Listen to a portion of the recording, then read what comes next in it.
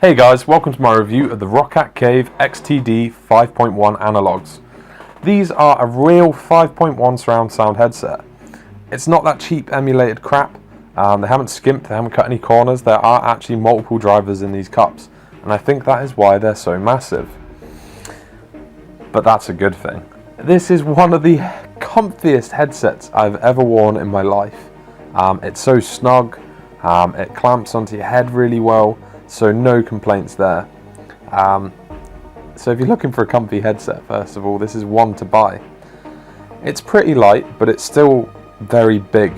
And what I mean by that is when you put it on, you feel quite claustrophobic with these massive cups on the side of your heads.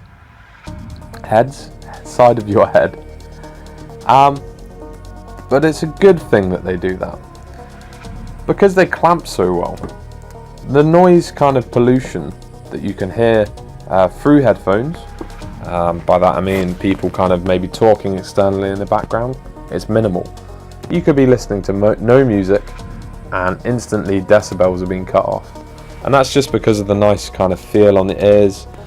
You'll always be 100% in contact thanks to the swivel arms. So it really hugs your head, which is great.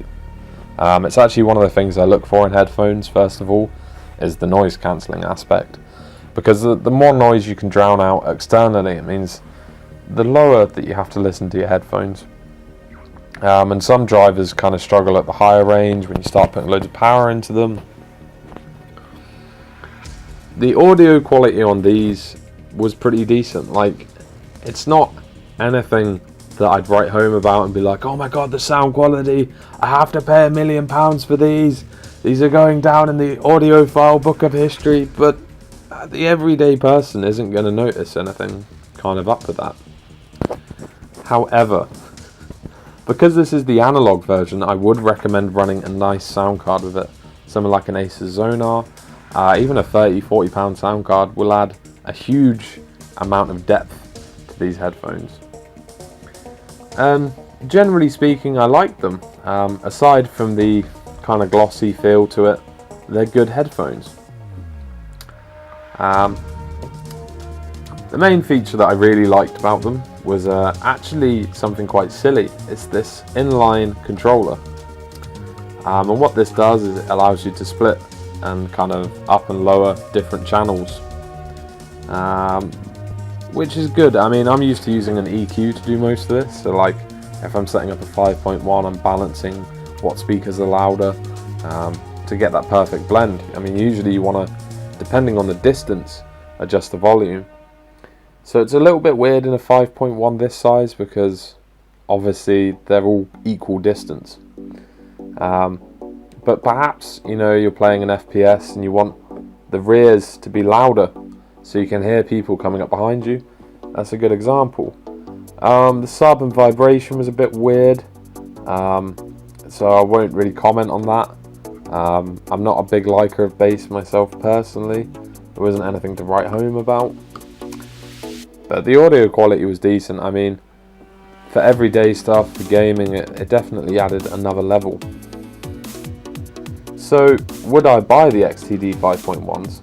This is an interesting topic because when I was writing my review, I was like, I'll look at the digitals and see how much they are for a price comparison.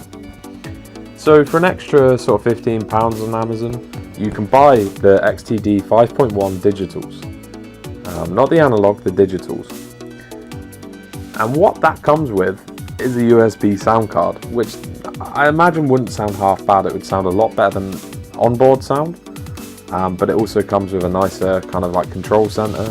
You're also getting, there's like a Bluetooth pairing app so you can like call people through your headset, and I think that that's quite cool. So maybe they should drop the price of this a little bit. But it's weird because on one website that I won't name, they have these for pre-order for $94.99 and the XTD digitals were still $149.99 to buy. So might be worth heading over to Amazon more when you buy PC parts if they're £50 cheaper on there. But yeah, I think it's the kind of headset that it looks like it could take some abuse. It sounds fairly decent. However, I'd only really recommend buying it if you already have an existing sound card and you're perhaps looking for a real 5.1 surround headset. If you don't play a lot of action and 5.1 orientated games, like you play a lot of League of Legends, I'd probably look for a different headset.